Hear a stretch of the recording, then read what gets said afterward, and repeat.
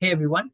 So in this video, we're now going to code up and train the neural network we have set up to classify emails, right? And so in the previous videos, we have set up each piece of this puzzle, right? We've figured out how to take our text or email and convert it into a vector embedding. But then this course is about understanding or an introduction to neural networks with a focus on classification, right? And so we've seen how the neurons work, how you can combine the neurons into layers. We've understood how the softmax works. We've understood how the cross entropy loss works and how you can combine these two into a softmax cross entropy loss, right? And do the forward and backward pass. We've understood how the forward and backward pass and the math works for each of these pieces. We've also visually, in the previous video, understood kind of how a neural network works from a training standpoint and an evaluation standpoint. So we've taken a simpler example where we've converted into a two-dimensional sentence embedding there, right? And then we've kind of visualized how that works. We've done a quick intro into vector embeddings, and so you're basically set with the pieces. We've also understood the idea of a concept of a one-hot encoding, right, where you can take your data label and convert it into a form that a cross entropy loss understands. So from an introductory course standpoint, you've got all the pieces you need. And so what we're going to do now is put them together and actually code up and train this network, right? Now, what we're going to do next is take a look at the data set quickly. So again, we've seen this in the first video, where this is kind of a data set. We have 6 classes of data. We've got spam, social media, work, marketing, important, and personal, right? And this is kind of what the data set looks like. You've got 192 data points. We're going to train on, this is a training data set, right? We have a small evaluation data set, test data set that we have kept separately with 30 data points. So you can, and so we'll just test on that, but this is it. And so you see the idea here is some of these classes, as you can see, are not necessarily exclusive, right? An important email could be personal or could be work. So the idea is to kind of give you have these clusterings here, you have work here, you have personal here, you have marketing here, you have important, you have social media. And this is a two-dimensional projection of the vector embedding. The vector models will give you 384 dimensional vectors. This is now projecting that using principal component analysis into a two-dimensional visualization. But you still see the clusters, but it's still slightly complicated, right? So it's not intuitive enough. And we want to see if the neural network can pick some of these patterns. So an example of what the actual text looks like for each of these classes. Now, again, what I'd recommend you do once you do this exercise, at the end of the video, take a look, code it up, see how it works. Try larger emails, right? Because the embedding model we're using has 384 dimensions, right? So larger emails should also kind of work. So what's the architecture of a neural network? In the previous video where we did it visually, it was a very simple network. But now in this case, the number of layers is similar, but the input size is 384, right? So each data point has 384 features, embedding model. So the first layer is going to be a linear with a tanh activation function. Each neuron is going to have to take in this 384. So this compatibility of it's being passed in a 384 sized vector. So 384 inputs to each neuron, but we have 50 neurons in this layer, right? So that's why it's a 384 by 50 layer, right? Takes in 384 inputs, gives out 50 outputs, right? One output per neuron. And then the next layer takes in each of these 50 inputs, gives you 6 outputs. So you've got 6 neurons in this layer, right? Okay. Again, same linear plus tanh. And then at the end of it, we have a softmax. Now, when we train, what we're going to do is we're going to have this as our model, these 2 layers, and we're going to combine the softmax with the cross entropy and use that as the loss function. When we're evaluating, we don't have the loss function. We're going to have these 2 layers as our network, and we're going to add the softmax on top of that. The softmax is a functional layer, so it has no parameters. So how many parameters do we have, right? Because the parameters, which are the weights and the biases of the neurons, are what we're training, and that is what is going to tell you how good the classification is going to be. So in the first layer, each neuron takes in 384 inputs, right? So it's got 384 times 50 weights, because for each input, for each neuron, you have a weight. So in this case, 384 inputs, 384 weights, 384 inputs here, 384 weights, and so on. So 384 times 50 weights, plus each neuron has a bias, so 50 biases. So 19,250 parameters in this layer, right? And then this one's smaller. So 50 times 6 weights, 50 inputs, each neuron, one weight for each input. So that's 50 weights here, 50 weights here, and so on. So 50 times 6 plus a bias for each. So 306. So totally 19,556 parameters. So for such a simple example, we actually have 19,000 parameters. You can now understand why for something as complicated as say a GPT 4.0, you have billions or trillions of parameters, right? Because to do something as simple as this, we're already using a vector embedding model. So actually some of our work is taken care of in that embeddings are already designed to capture a bit of context. Yet we have 19,000 parameters that we're training, right?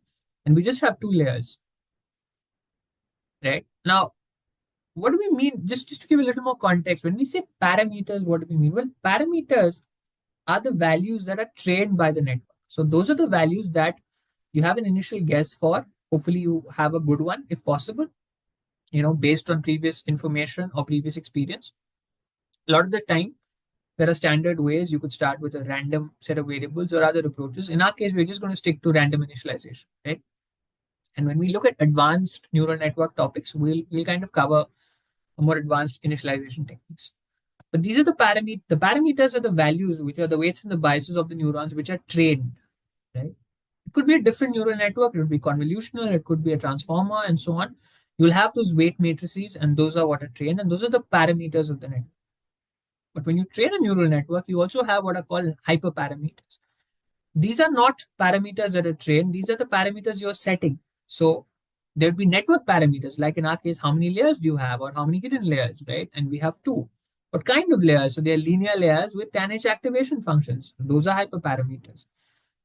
How are we initializing our weights? So these are all parameters that you're setting. And as you get more experienced, as you understand the problem better, you can set these better. And that makes it easier or makes convergence better.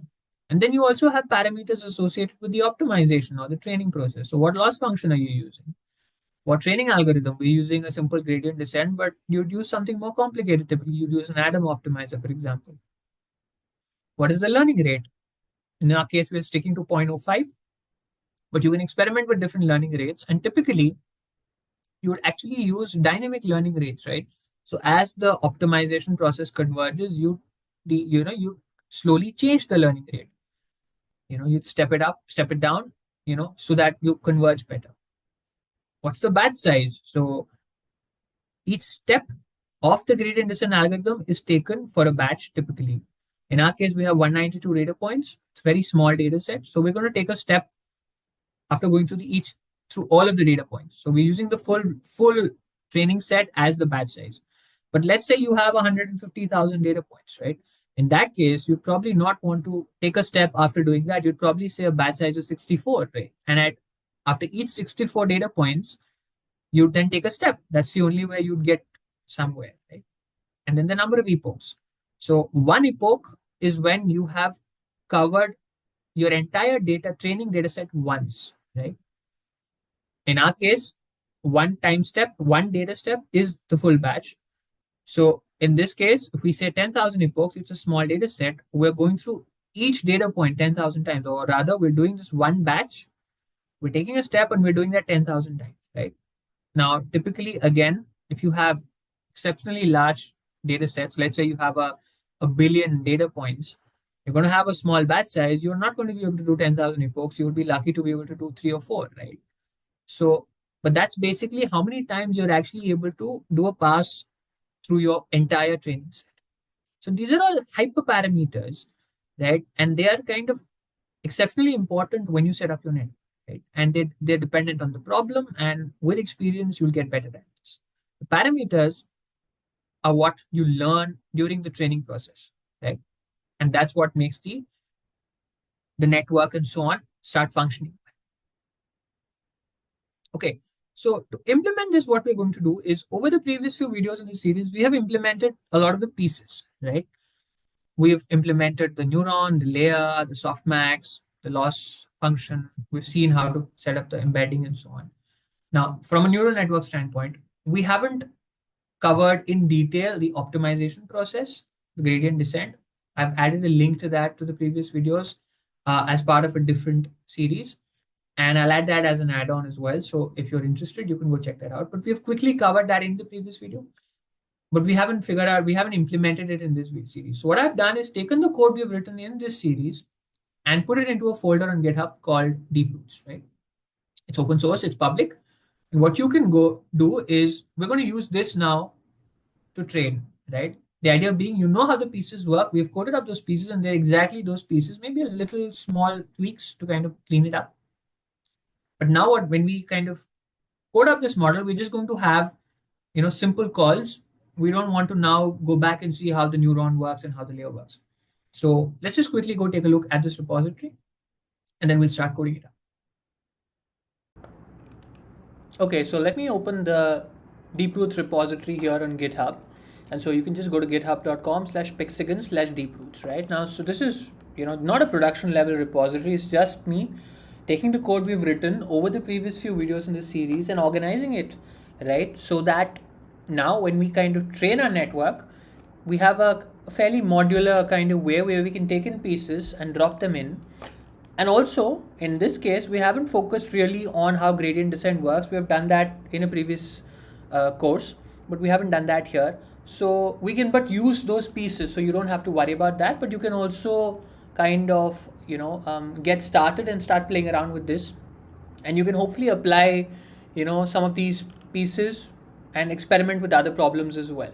Okay, so like I said, github.com, and you go to /pixigan/deeproots, and this is the repository, and I'll keep updating this. So this is kind of where it is now, and I'll make changes or fix any bugs as I see them. So to get started, what you can do is you can go git clone and this repository. You can just copy this by clicking this and go and open a terminal and enter that, and that will get you it'll get you the repository. Or you can go here and you can actually directly download. You can hit code and you can download zip, or ideally I'd recommend cloning, so then as we make changes you can constantly kind of just keep updating it using git. Now this repository is currently not available on pip. At some point I might put it up there, but for now what you can do is once you clone the repository, just cd into that repository, right? And then just hit pip install -e dot. So what it will do is it will install DeepRoots as a local repository on your machine. And then what you can do is, when we open up our Jupyter notebooks, you can go ahead and import the modules. So as of now, the two folders, there's cases and there's DeepRoots. You click DeepRoots and we have the different pieces, right? So there's nn.py, which is basically the driver script. Now I haven't covered in detail how we've written this. That's part of a different course, deep learning from scratch. And I might add it, as an add-on video later if required. But basically, it has a couple of classes. All we have to worry about is this one called nn scalar, right? And what it does, when I say scalar, it basically means the layers are obtained by assembling neurons, right? Which is what we have done here. Now in practice for production, you would actually use vectorized layers. And so, the function I've written here, nn, the class, would be used for that. But basically what it's doing is it's basically just looping over the layers that you pass it, and then it's just evaluating each layer and passing the output to the next layer, right? So for each layer, it's doing a forward pass through that, taking the value, and then for the next layer now, the output for that is the input for the next layer. And then again, we have manually written the backward pass because we haven't set up autograd here. So again, what it's doing is doing the opposite, starting with the last layer, taking in the loss that the loss function gives you, and then it's just computing the backward pass or the back propagation through that layer, giving you the output and passing it back. And the sensitivities with respect to the weights and the bias are stored at the layer level, right? And that the layer level stuff we've already seen previously. So if you go to layers, you can go to layer scalar, and that is where we'll see the layer we've previously written here. I've just called it layer scalar because at some point when we cover vectorization, I'll add the vectorized layers here. But the forward pass, where it's just taking all the neurons, looping over them, and doing the forward, and the backward pass vice versa. And we've covered this in the lecture on layers, right? And then because it's not vectorized, we have neurons and neuron.py, which in our case is the simple linear neuron, right? So again, we've covered that in the lecture on neurons. So the code is all just arranged. And then of course we have the relevant loss functions. So you can see different loss functions. We have covered the cross entropy and softmax cross entropy, which we'll be using. So it's basically that code. And then of course you have functions, right? So which are the activation functions? You have the tanh, you have the softmax. We've kind of seen how this works, right? So we're going to pick and choose these pieces when we assemble them. So I'm just showing you how it works. You don't have to worry about something like data types. That's for future work. And then of course a few utilities. So in our case we wanted to figure out one hot encoding, so I've written that here as utility. We can use that. And of course importantly optimizers, right? So we are going to be running gradient descent on this instead of coding it up from scratch, again, and we've done this before. I'm just going to use the gradient descent module. It's code from previous videos, and so we're just going to call this directly, and you can go and check it out, right? So I'll encourage you to actually go and look at each of these repositories. They're not very hard to figure out. But now what we'll do is open up a Jupyter notebook and get started. Now the case we're going to be doing here, right, is the email classifier, right? So if you go to cases, there's email classifier, and if you open that, there's the data set there, the training and the training data, and I'll also add the test data there as well. So you can use both of that, and the email classifier.py is basically the script we're going to be writing now. Also, if you go back to the main repository, effectively a simple example is here as well. So you can go check that out, and that should also help get you started. So hopefully that's given you a good understanding, at least enough to get you started with this repository, which is basically our code for this course. And so now let's kind of move on and open up our Jupyter notebooks and get started. Okay, so now that we've understood how the GitHub repository works with DeepRoots, let's now get started, right? So we want to first import a few basic Python modules that we'll be using. So there's NumPy, there's JSON, because that's how I'm going to be reading the data. Then there's sentence transformers. This is just an import lib actually is not required. It's just sometimes when you rework the repository on the code, you might use that to re-import the libraries, but let's not worry about that. Sentence transformers to convert our text into vectors, and then matplotlib, right? And we're going to use PLT to visualize some of our results. So let's just import those. And then what we're going to do is we have the imports from DeepRoots. Now what I'm going to do is I'm going to do them one by one. So as we use each of these pieces, I'll add the import. So you start seeing where they're coming from, okay? So first step, we need to load the data. Now what I've done, and you will have this if you go to the DeepRoots repository and cases, I'll give you the training and the test data that we have put up right here. So we have email train.json. And so if I say data is json.load file, it will load all the data. And it's got each data is, as we'll see, let me just run this and then I can show you what it looks like. If I say print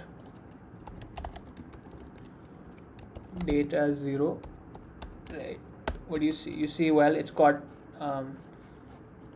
each data has basically got text, which is the text, and it's got a class, right, which is, in this case, we're saying this email is a spam email. And so what we can do then is break it down and in sentences store all the text, and in classes store the class, right? Because this is our label and this is our the input or feature, let's say, which we're going to convert into a vector. Now typically if you're giving in a data set, you're going to have to break it down into training and test, and nowadays in fact you'd have training, eval and test, right? And so the idea being that you do not want to test too much in your test set, but that's why you evaluate the accuracy at the end. What you do is train on your training set, and as you're training, you use the evaluation set to kind of make sure that the model is fairly accurate, because the accuracy will always typically be higher on your training set, but you don't want to kind of base your judgment based on that. And then finally, when you're done training, the test set accuracy actually gives you an estimate of how well the model will perform in production. Okay, so in our case, what I've done is I'm giving, to keep things simple, this is a fairly early beginner's introductory kind of course. So I've given you the training set and the test set, and you can just use the training set to train and the test set to test. So we've loaded that. What we're going to do next is now we're going to take the sentences, right, which is in the form of text, right, and convert it into embeddings, which are vectors, right? And so let's just run this. So we have imported sentence transformers here, right, which is a library on Hugging Face that allows you to, as in we've seen this in the vector embeddings video. And so we're basically going to say st.encode and pass the sentences, and what you get are the embeddings. And if I can just visualize one of those embeddings, if I say print embeddings and 0, so we know what the sentence is: winner free iPhone 14 by clicking this link now, and I hit that, and it's converted that into this large vector. And if you want to know the size of this vector, we can just say len, and it would be 384, right, which is what the paraphrase mini LM is going to do. It's going to make it a 384 size vector. So that's one email or message, as you can think of it. And then we effectively, by doing embeddings, it's done that for each of the 192 emails, which is the size of our training set. Okay, so we've converted this into numbers. We need to do that for this as well, and that's what the one-hot encoding is used for, right? And we have again covered that in detail. So what are the classes of the emails? Basically, the email can either be spam, social media, work, marketing, important, personal. Now I've chosen some of these so that there is a bit of overlap, right? Work and important overlap, important and personal overlap, and so on. The idea being, we don't want a perfect data set, so you can then play around with it and see when the data points overlap, what happens and how the optimizer converges. So what we're going to do is say, well, X train, which is just the X, which is the features, is just an embeddings, right? And I'm just using a numpy array to make sure it's wrapped up correctly. But now the Y train, which are the labels, right, is one hot encoding classes class list. So what is one hot encoding? Well, it's a function we're going to import from DeepRoots. You can use scikit-learn, also has a good set of functions for this, but we're just going to use this so you can go and check out the code here. So we've seen the repository on GitHub. Basically, once you download it, go to DeepRoots, go to utils, and there's the file called one hot encoding, and in that it's this function. What it does is it takes the classes, which is basically our labels here, right? We've got that here in classes. So it's the labels, and it takes in the list like this. So it's basically then going to say, if the email is 1, it's going to be 10000. If the email is social media, it's going to be 0100 and so on, right? So let me quickly visualize that, and I have to re-import this because that function is not defined. So let me just re-import it and rerun this.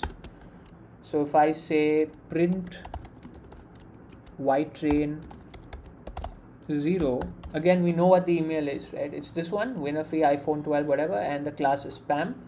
And so the one hot encoding would be 1, because that's the order in which we have written this class list. So it gives the one hot encoding function the order in which it needs to create this 100. So it's going to say 1000, right? If it was a marketing email, it would be 010 100, so right? So hopefully you've understood that, and if not, you can just go back and revise the video on one hot encoding. So what's next? So we've kind of taken our training set and we have converted it into a format that a neural network can understand, right? We've got the embedding, right? And we've got the label in one hot encoding form. What's next? Well, next is setting up the network, right? Okay. Now, in the Jupyter notebook that we'd written, when we'd written the code at each step, we had written the neuron, then the layer, and then you'd assemble the neuron into layers, which is what we'll be doing. In this case, I'm just going to assume you know how to write those pieces. So what I'm going to do is I'm going to import the layer directly. You don't need to worry about the neuron. If you go and check out the code, layer scalar takes the neuron and adds the activation function to it. So it basically takes the linear part and then adds the activation function. So I'm going to import layer scalar. So you can go to DeepRoots, layers, and there's layer scalar, which is the layer that takes neurons individually and assembles it that way, which is what we have covered now. And then in the future, I'll be adding layer to that, which will be a vector layer. And so you'll have linear layer and other types of layers, right? The activation functions that we've implemented, though, we have implemented in vector form, right? Because it's just a function, and if you use NumPy, it is vectorized. Okay, so what are our layers? So we have two layers to this network, right? And you can experiment with this, but basically you have a layer 1 which is 384 by 50, right? So 384 inputs to each neuron and 50 neurons, and then the activation function is tan h. And the layer 2 again layer scalar. So layer scalar again, in this case it means it's a linear layer. So let me just write this here. It's a linear layer with a tan h activation, and it's got 384 inputs per neuron, right, and 50 neurons in the layer, right? And now this is, because it's connected to this has got 50 outputs. So the second layer is taking in 50 inputs for each neuron. So the layer effectively takes in 50 inputs, and it's got 6 outputs, right? Because we have 6 classes that we want to classify. And when I'm training, I'm not going to use the softmax. I'm going to use the loss function being the softmax cross entropy loss. So we've covered that, where you can directly calculate the loss by taking the softmax and the cross entropy, making it one function, and that way the backward pass is much simpler, right?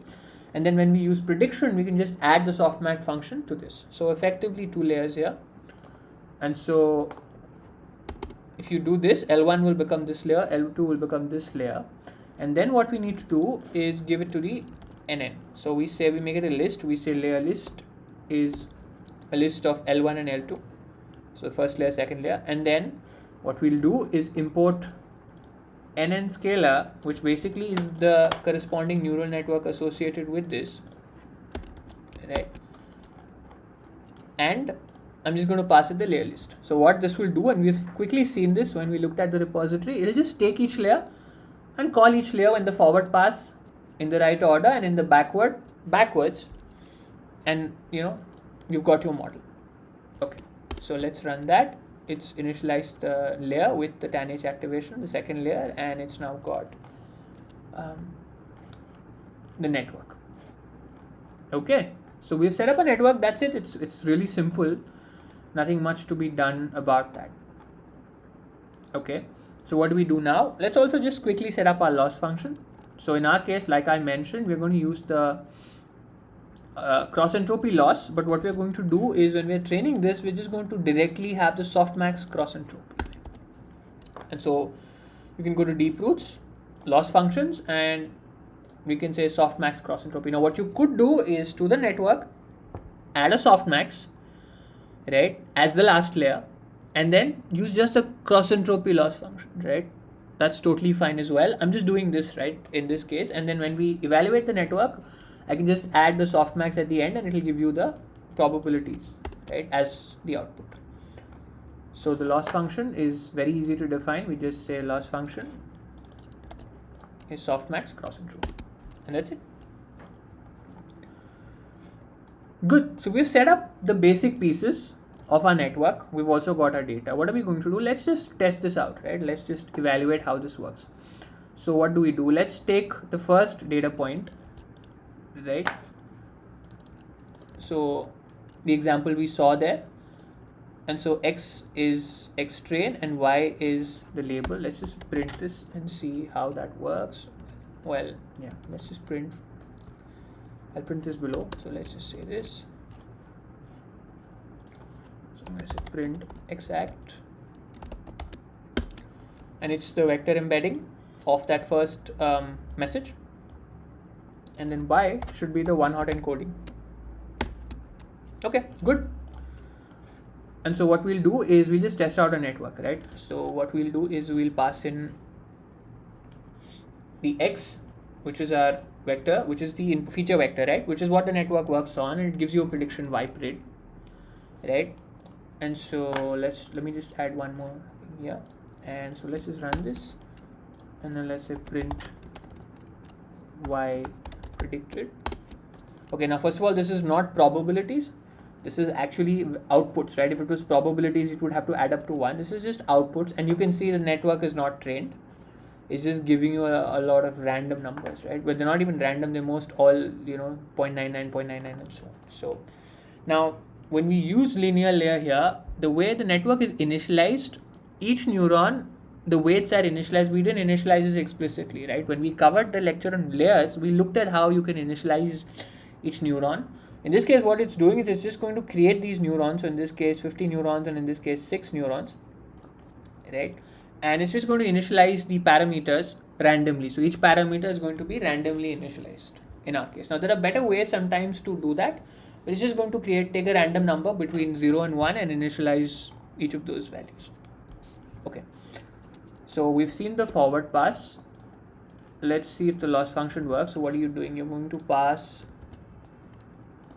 the actual and the predicted, right? Actual is the actual label and predicted, and this is how you do that. Loss function dot eval actual and predicted, and what you'd get is the loss and the derivative with respect to the loss. Okay, let's rerun that and let's print loss and dl dy. What do you get? So you get a loss value and you get the sensitivity of the loss with respect to the predicted values, right? Now that has to be back propagated back through the network to get the sensitivities with respect to the parameters. So you say net dot backward. So net dot forward is this, net dot backward, and you pass this dl dy into that, and so the neural network does the backward pass. And now what do we want to do? Well, we want to get the gradient, which is what we're doing all of this for. That's the sensitivities, right? So if I print grad and I rerun this, what it gives you, and this dot dot means a lot of parameters, is the sensitivity of the weights and biases of the neurons of these layers with respect to the loss function, right? And let's just print len grad, and it's 19556, which, if you remember the first part where we just in the slides kind of looked at this, those were the number of parameters we have, right? So it's basically the gradient vector, and it's returning it in vector form because the optimizer, which we're going to set up now, is going to have to take that to consistently do gradient descent and get you to an optimal solution. Okay, so it's fairly simple, right? You just have to say net dot forward and pass it the feature vector, get the prediction, and that's enough for the forward pass. If you're running this in evaluation, you could add a softmax layer and pass this through that. In our case, we are training, so the loss function, which is the softmax cross entropy, so the softmax is built into the cross entropy. We're passing in the predicted and the label, and you're getting the loss and the sensitivity. You take that and pass it back through the network in backward mode, and the network will now back propagate this, and it will compute the sensitivities, which then you can set up here. Now, typically, what you'd also do here is you'd say at the end of each iteration, you would have to then set the way at the end of the iteration, once you extract the gradients, you'd like to set it to 0 again, right? Because otherwise what will happen is the way these neurons are implemented, accumulation would happen. So the sensitivities from each pass would keep adding up, and you'd at the end, after a few iterations, you'd end up with really wrong and large sensitivities. When we use the optimizer, it's taking care of that for you, so you don't have to worry about that. So you'll not see it here, but ideally you'll have to go and do net.zero gradients, right? And it'll clear up the gradients for you. Okay, good. So we've set up our net, we've got our data, got it into the right format. What's next?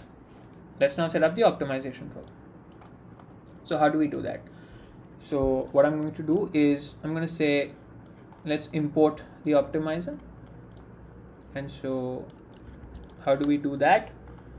Simple. DeepRoots.optimizer, optimizers, and the file is optimizer, and we're just going to import optimizer. And the way I've set it up, you don't have to pick the algorithm specifically from the file. You pick optimizer and then you tell it the algorithm, and it'll set things up, because here we're not trying to really confuse you with how the optimization works. You know, I'll add links to the gradient descent videos, and we'll have a course on optimization methods, so you can go check that out, if you want to understand a little more how the optimizer works. But here I'm just going to say opti is optimizer, and I'm saying the algorithm is gradient descent, right? Okay. And so it understands that it has to run the gradient descent algorithm. Now what do I need? I need the variables, how many variables that you have, and you have to give it the initial guess. So how I'm going to do that is I'm going to say weight weights is net.getWeights, which what it does is, like here the get gradients gets you the gradients. It'll get you all the weights, right? And they've been initialized randomly, so I'm going to start with those weights. What you could do is, if you have a good initial guess, you could give it an initial guess of weights, but I'm going to say get weights, and then what I'm going to do is say, actually instead of saying get weights, what I'm going to do is say variables is net.get parameters, because get weights will just get you the weights. I want the weights and the biases, right? And so if we say how many parameters these are, it should match, right? I have to rerun this. Right, so 19556, right? And so it's just basically getting the initial parameters that we've initialized the network with. If you have a good initial guess, let's say you've run this a few times and you have a good initial guess, you can just set that here as initial variables. But now what we can do is say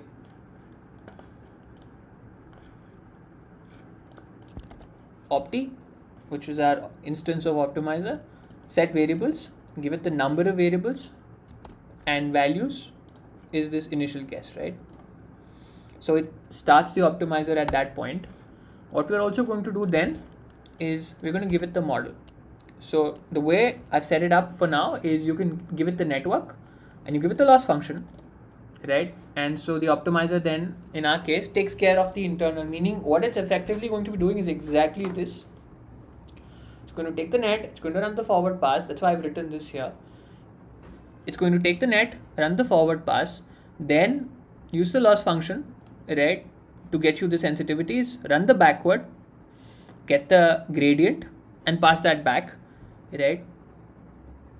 And then what it's going to do is it's going to zero out the gradients as well to make sure things work at the end. And right, so that's what it's going to be doing. And to do that, all you have to do is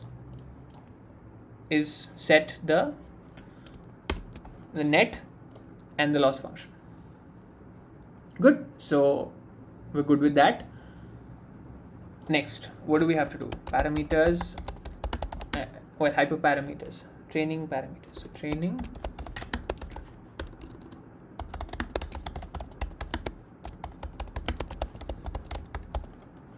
right? So this is the next thing we have to figure out. So how do we do that? Well, first question, what's the learning rate, right? So if you don't remember, the gradient descent algorithm is basically going to say W is equal to the W of the previous iteration, right, minus learning rate times dW, right, which is the sensitivity, which is what you get from the backward pass. So that is what we're running. So we have to set the learning rate. Now in our case, we're just going to keep it constant. We're going to say 0.05, right? You can experiment with learning rates. What you can also do is start with an initial learning rate, run it for a few iterations, then reduce the learning rate. When you've taken the initial steps and gotten closer to the optimum, you now want things to be more precise. And so you can take a smaller, more accurate learning rate and then keep converging. Typically, in fact, these things are done dynamically. And so in more advanced, when we see more advanced algorithms, you'll start with the learning rate, and then as the optimizer converges based on different parameters, sometimes just the number of iterations, it will tweak the learning rate to make sure that the convergence is better. What's the other thing you need? You need the batch size. Now we're not going to use this here in this case, simply because the way we have implemented the network is that it's going to take in it's scalar, right? So it's not going to vectorize it for us effectively. It's just going to, the neural network can only take in one data point, all the features of that, and give you a prediction. That's the way we've implemented it. But in practice, we'll see later, right, when we do more advanced versions of this, that you'll actually pick the number of cases or the number of inputs to be passed in together. And so it will work on each of those data points in one shot. What it will also do then is you'll then make the update, right, on the neural network, on the optimizer, on that batch size. So if you say 50, you'll take those 50, run it through the neural network, add up all the gradients, right, of that batch, average it, and then run the optimizer step. In our case, what we're going to be running is we're going to use the entire batch basically, right? And so it's running in scalar mode, but it's going to run basically the forward and the backward for each data point in our batch, so all 192 data points. And then what it's going to do is it's going to average that and then do this step, right? So that's why I'm saying the batch size is the size of our data set. And then the next question is number of epochs. And so we're going to say epochs, and in our case, let's just start with 10. So these are the basic hyperparameters for now. And so we're running the optimizer on everything. What we also need to do is we need to give it the data set. So I'm going to say data set X is X train, Y is Y train. This is how we set it up in this case.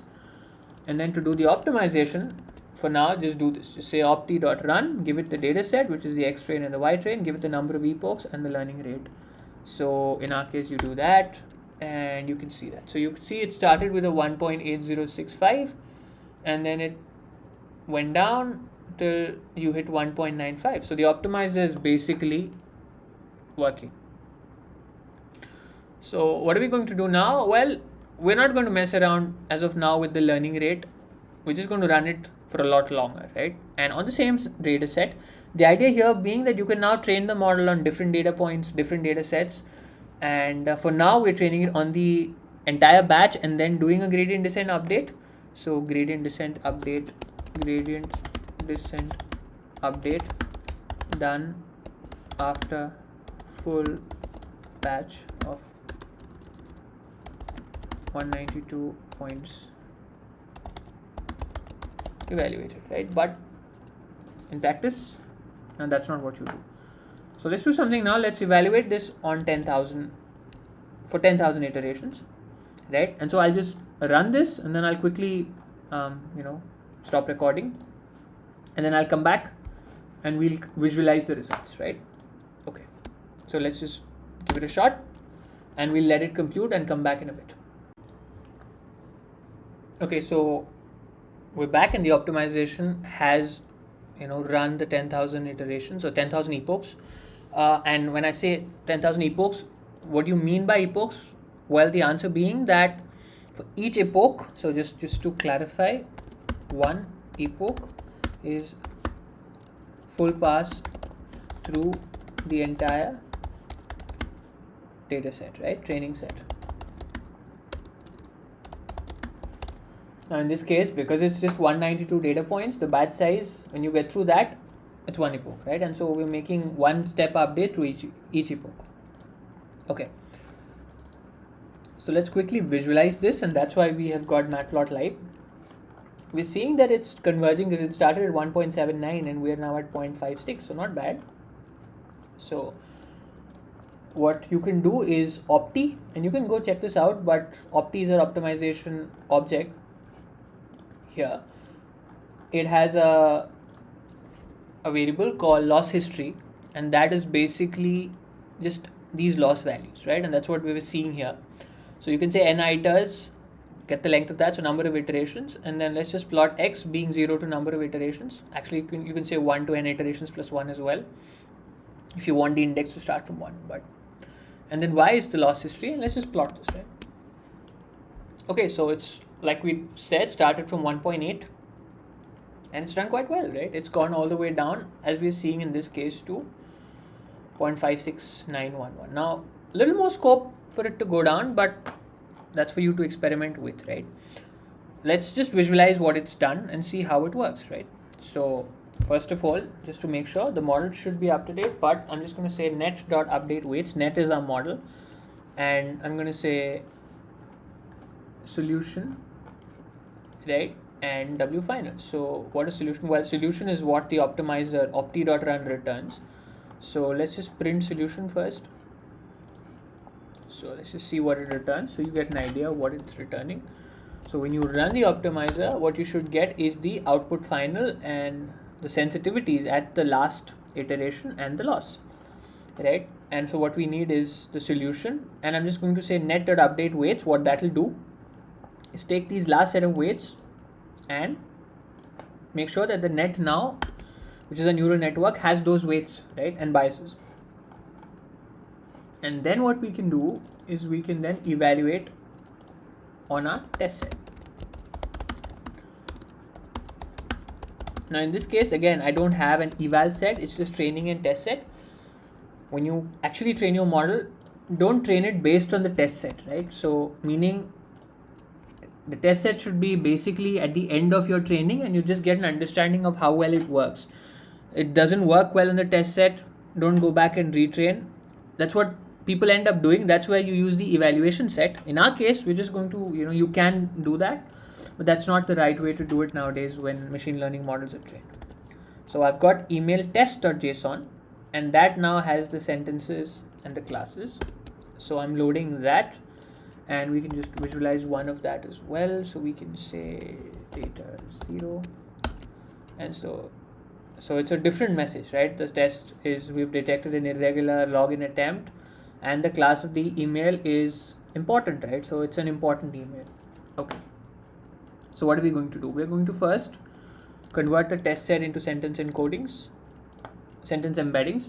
So we've done this above. It's exactly the same thing. We've got 30 test points. We're going to say embeddings test is st.encode, and we've got the embeddings. The embeddings form is exactly what we've done above.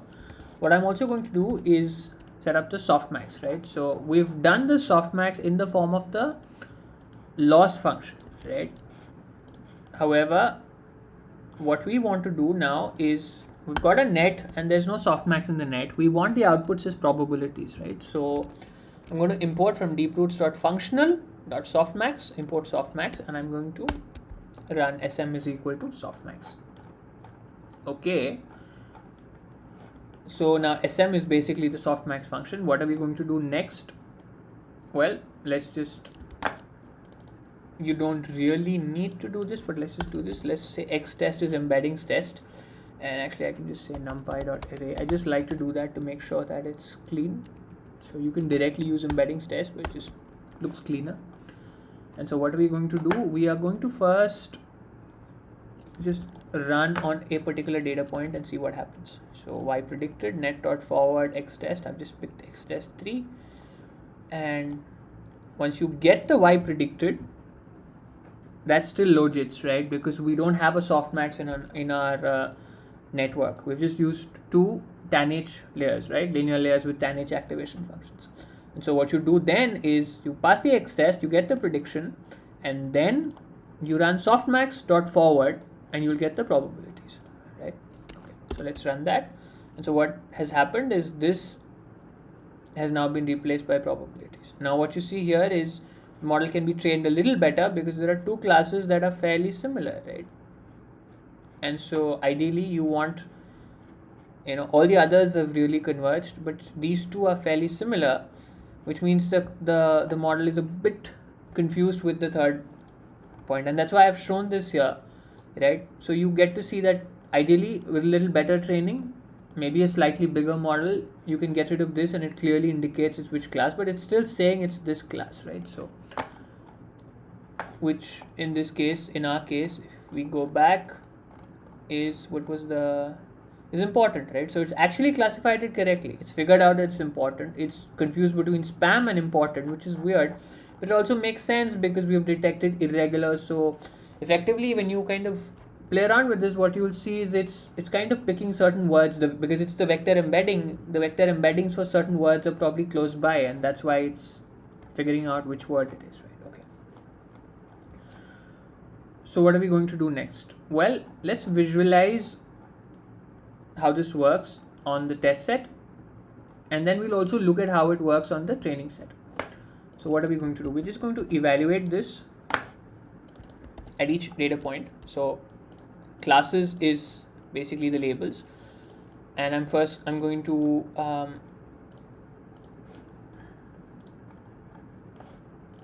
get which class the value is. So this will basically tell you if it's which index it is, right? So class 1, class 2, class 3, class 4, class 5, instead of using a one-hot encoding. So now, and then what I'm going to do is write this code out. So what you're going to do is you're going to take each data point in the test set. We're going to do exactly what we did here. You're going to run the forward, run the probabilities. What this does is then get the max index, right? Which value is the highest, right? And then that's why I've done this here. What this is going to do is, let me just run this. What that's going to do is convert the labels. Instead of saying email, spam or important, it's going to say which value it is, right?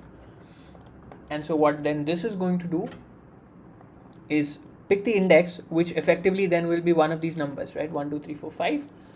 It's going to see if it's incorrect. It's going to add to the error and kind of also index that value for us, so we can then go check out which emails are wrong. So let's run this. So we have an error percentage of 13.33%, right? Which is not necessarily great. So like I said, a little more training or a slightly better model, right? So adding more layers, and I have tested this out with having 100 neurons in that first layer, and it does better, right? So that's a test for you. And so we see what's happening, and we see these are the 4. So if we've got 30 emails, it's getting 4 wrong, right? Which are the 4? Well, it's saying let's finalize the vendor list for the annual event. It's a work email, but it's seeing it as marketing, right? Which might make sense, I guess. It depends on where the email is, and maybe it's seeing things like vendor or something like that, and it's detecting that it's marketing.